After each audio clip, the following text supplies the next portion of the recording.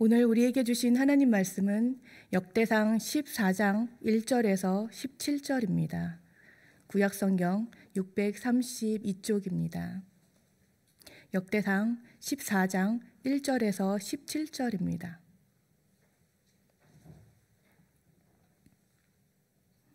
한 절씩 교독하시고 마지막 절은 합독하시겠습니다.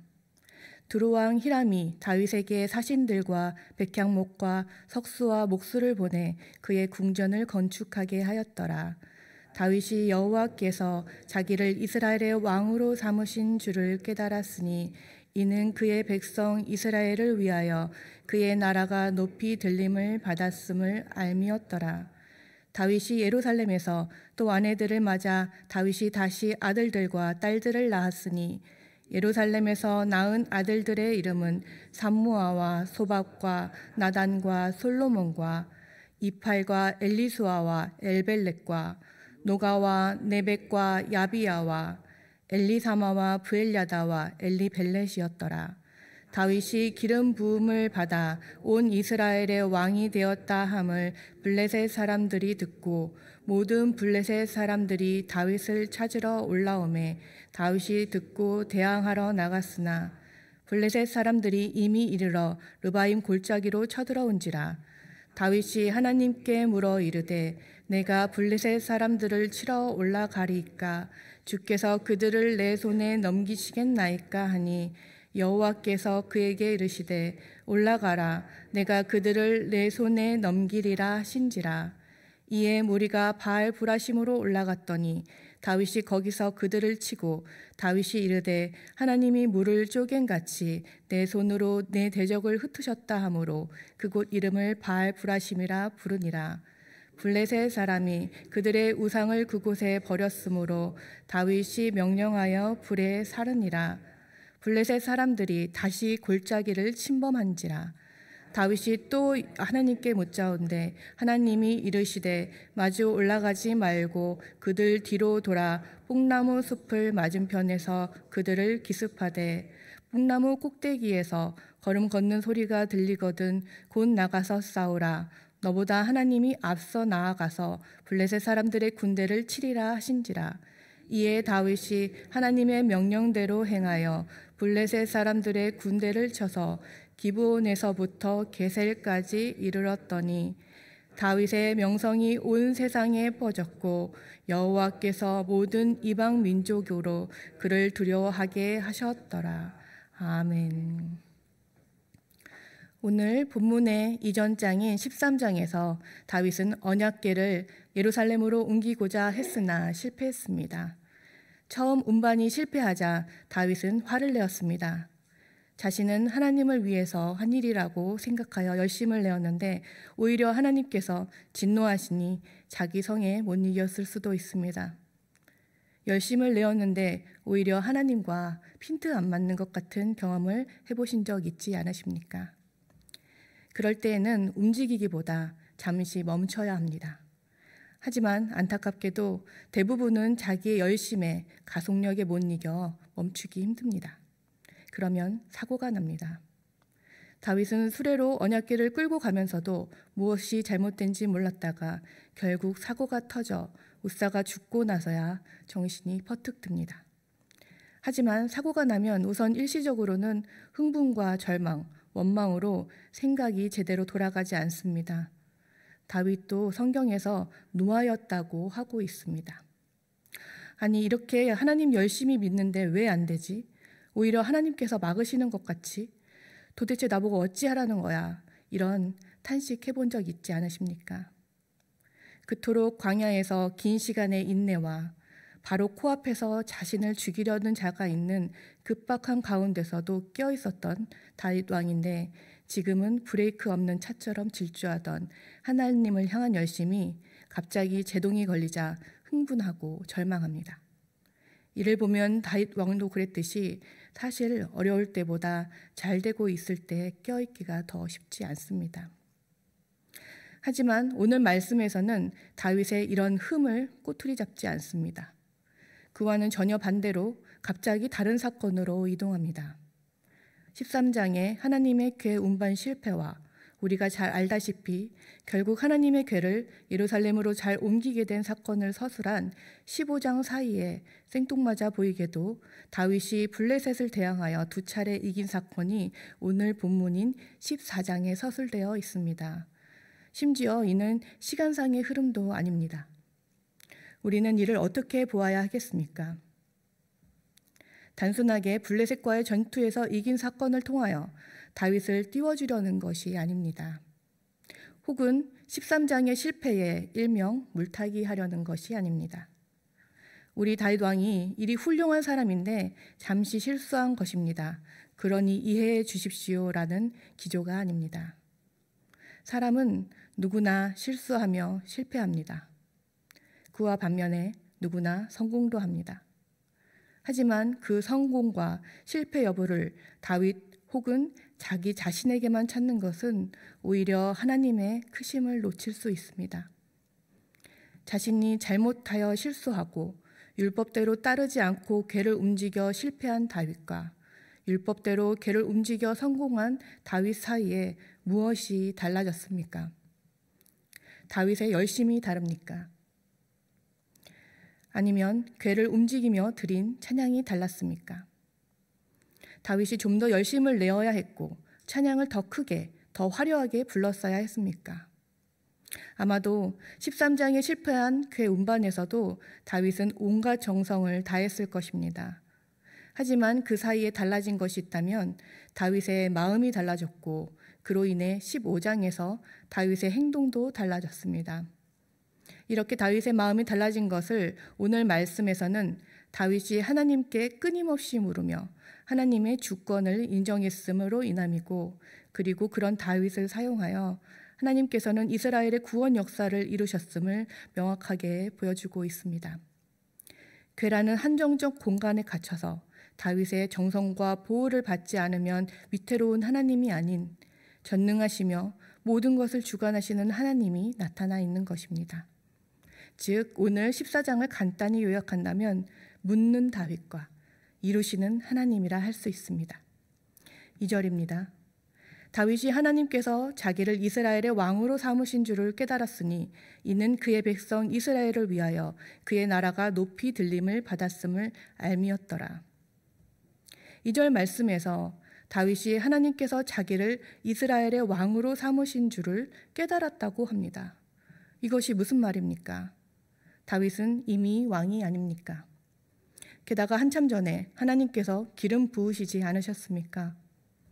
하지만 그것들이 지금 다윗이 왕이 되어야 하는 것에 대한 정당성을 부여하지 않습니다.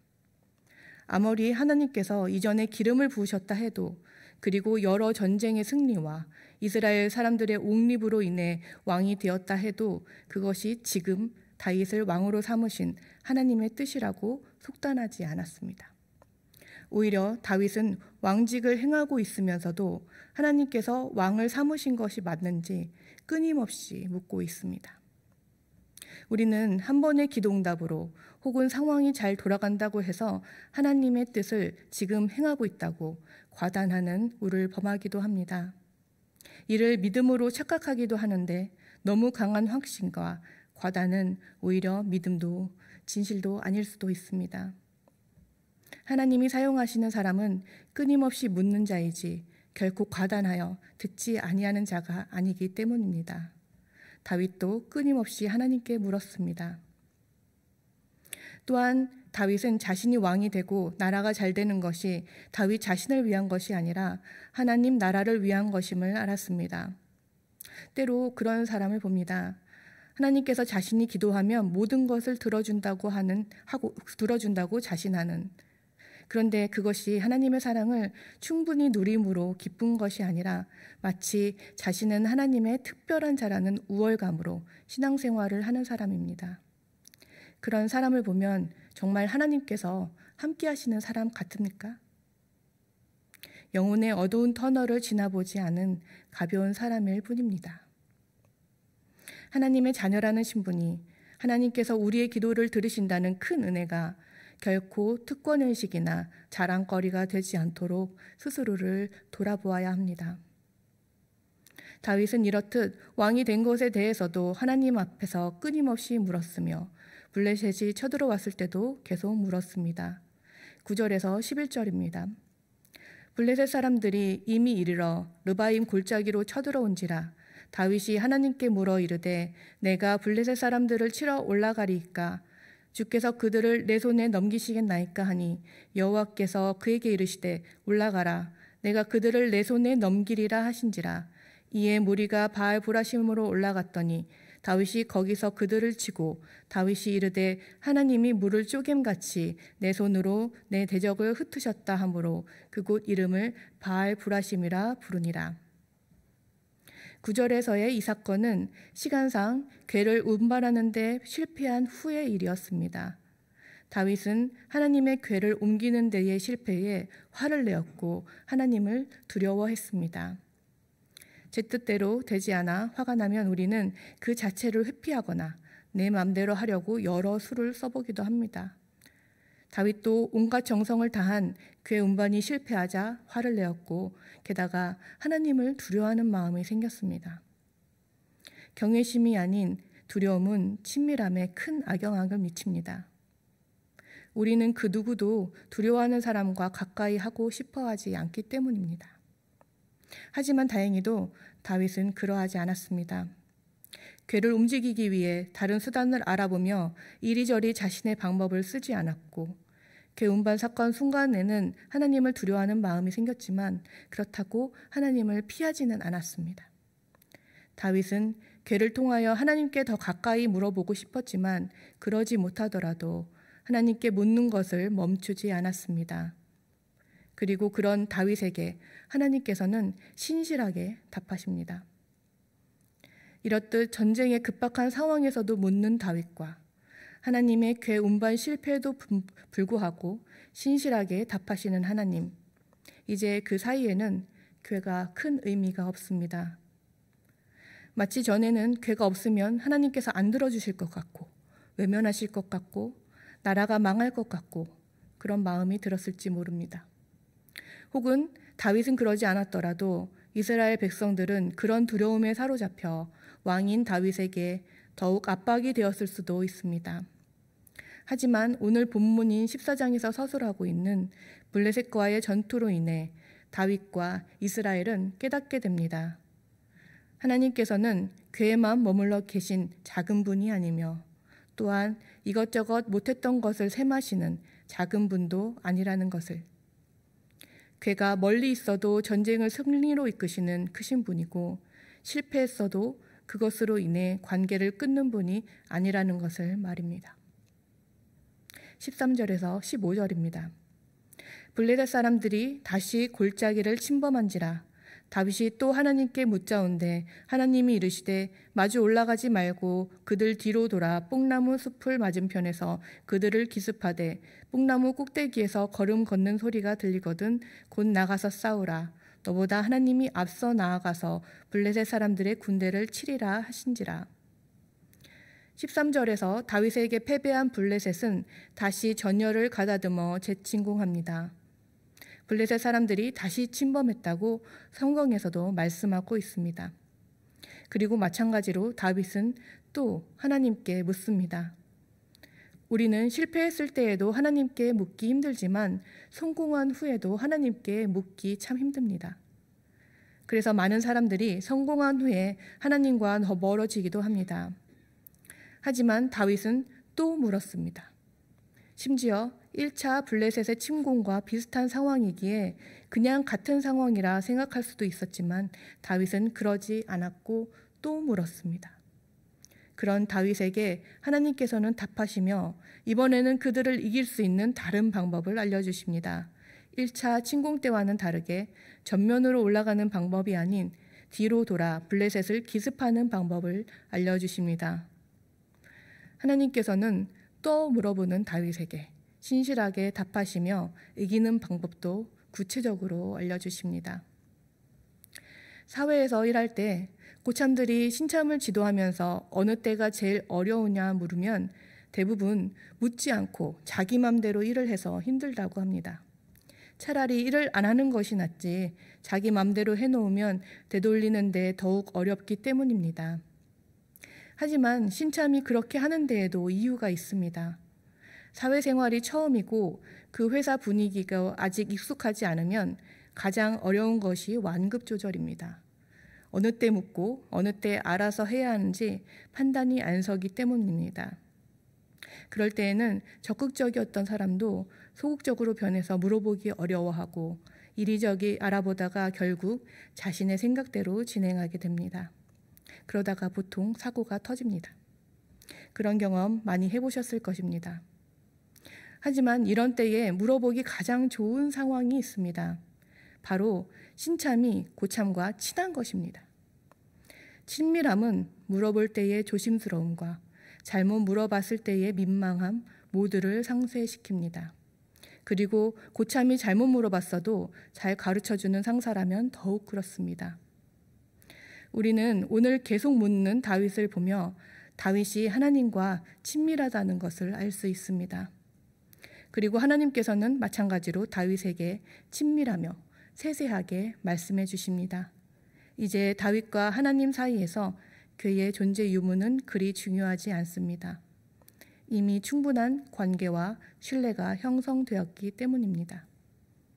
그러나 그렇다고 다윗이 하나님의 궤의 중요성을 간과한 것은 아닙니다. 친밀하다고 소홀히 하거나 우쭐해지지 않았습니다. 다윗은 하나님과 친밀함을 누렸지만 자기의 정체성은 명확하게 알고 있었습니다. 즉, 자신이 왕이지만 하나님께서 삼지 않으시면 당장 의미가 없는 왕일 뿐인 하나님께서는 주권자, 자신은 피조물이라는 정체성 말입니다. 다윗은 결국 15장에서 궤를 다시 옮겼고 결국 성공했습니다. 한번 실패했지만 그로 인해 위축되지 않았습니다. 물론 실패로 인해 무엇이 잘못되었는지 돌아봄으로 성공할 수 있었겠지만 다윗이 하나님의 궤를 운반할 때에 이전의 실패를 만회하려는 의미가 아니었습니다. 지난번과 다른 리스트를 꼼꼼하게 체크하고 실수 없도록 만반에 대비한 운반이 아니었습니다. 오히려 다윗에게는 축제였습니다. 다윗은 긴장하며 행사를 진행하는 관리인이 아니고 하나님의 축제에 참여하는 참여자였습니다. 오늘 본문 뒤에 있을 역대상 15장 29절에서도 보면 다윗이 뛰놀았다고 말씀하고 있습니다. 이런 다윗의 태도가 나올 수 있었던 이유는 무엇입니까? 다윗은 하나님과의 친밀함을 누렸고 응답하시는 하나님을 경험했기 때문입니다. 또한 하나님께서 자신을 사랑한다는 것을 충분히 알았기 때문입니다. 그래서 다윗과 하나님 사이에 궤가 있고 없음이 중요하지 않았지만, 즉 압박과 부담감은 없었지만 그럴지라도 다윗은 기쁨으로 궤를 가져왔고 또한 정성과 열정을 다해 하나님의 궤를 운반했던 것입니다. 그 과정에는 궤가 있는 곳에만 기도를 듣는 신이 있지도 않고 신에게 무언가 정성을 보이지 않으면 내침을 당할 것 같은 인간의 두려움도 없습니다.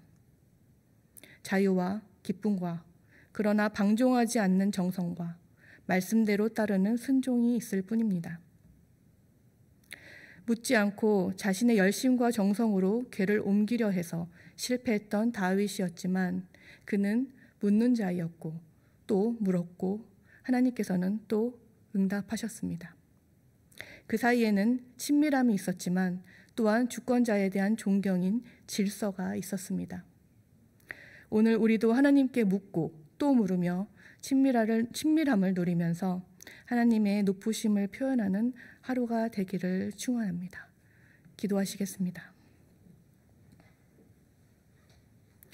하나님 아버지, 우리의 삶 가운데서 실수와 실패가 없을 수는 없겠지만 그럼에도 불구하고 다시 하나님 앞으로 나아가 물을 수 있는 저희가 되게 하여 주시옵소서. 다윗처럼 실패했어도 묻고 화가 나도 묻고 내 실수로 민망해도 묻고 성공해도 묻고 똑같은 상황이어도 묻는 우리의 인생이 하나님의 것임을 인정하며 하나님과의 친밀함을 누리는 자 되게 하여 주시옵소서. 예수님의 이름으로 기도드립니다. 아멘.